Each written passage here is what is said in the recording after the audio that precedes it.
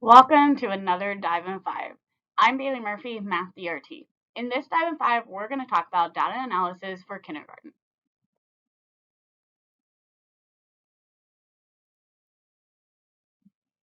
Here's your first task. You're going to pause the video. I want you to complete the task on your own or with a team or a partner. Consider what does student learning need to look like for students to be successful with this task, and think about what are some misconceptions that your students might have. Here's your task. I'll see you back in just a second. Welcome back. Let's talk about the progression with BEST for data analysis. In kindergarten, students are going to collect and sort objects into categories. They'll compare the categories by counting, and they'll record the results with a written numeral and a drawing, and they'll also report it verbally. In first grade, students will extend that learning by collecting data into categories. They'll represent the data using tally marks or pictographs, and they'll also interpret data by calculating the totals and comparing the totals of different categories. In this video, we're going to focus on the kindergarten benchmark for data analysis. In kindergarten, we want to give our students multiple opportunities to sort groups of objects or picture cards in multiple different ways. So this could be by the size, the color, or the shape. So if we consider these picture cards, think about some of the different ways that students might try to sort these. So we could sort them by type of clothing item. It could be shirts, socks, and shorts, and I can sort all my shirts, all my socks, and all my shorts. The purpose of this benchmark is really to reinforce the counting skills, and so we would ask students to tell us how many shirts are there. They'd be able to count and they could record that with a 4, or they could report it verbally. They would continue to do this with the socks and with the shorts. Now, this is not the only way that these objects can be sorted, so let's look at a different way.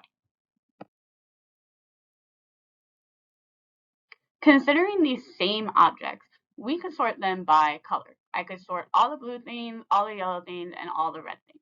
And again, because we're really reinforcing counting, we would ask students to count and record or report the amount that goes into each category. So I would count and I could record 4, 3 for yellow, and 3 for red. This will really help them, number one, reinforce their counting skills, and will also help them when they're going to compare the categories.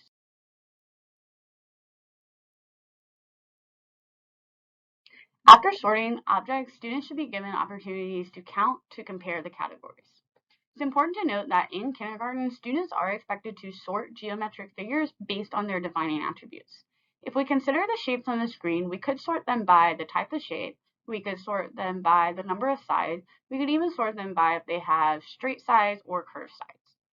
Thinking about these shapes, we're going to sort them by the type of shape. So we have triangles, squares, and circles.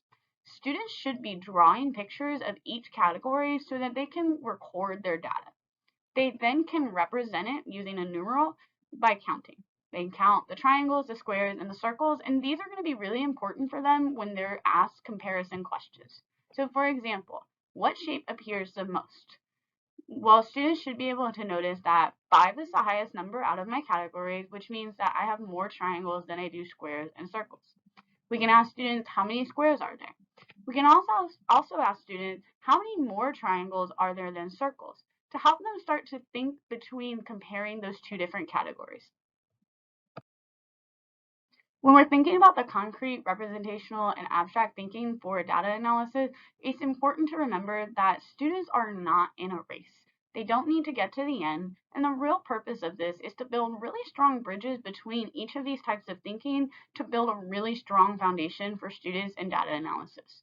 So in kindergarten, they should have lots of concrete objects to manipulate and be able to sort and count. This then moves to picture cards, which is a type of representation, and they can also start to draw and represent their categories using numerals.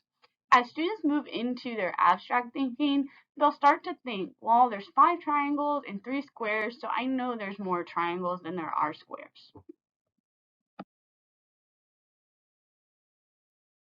Thanks so much for joining me for our Dive in 5 on data analysis for kindergarten. I hope you join us for our next video.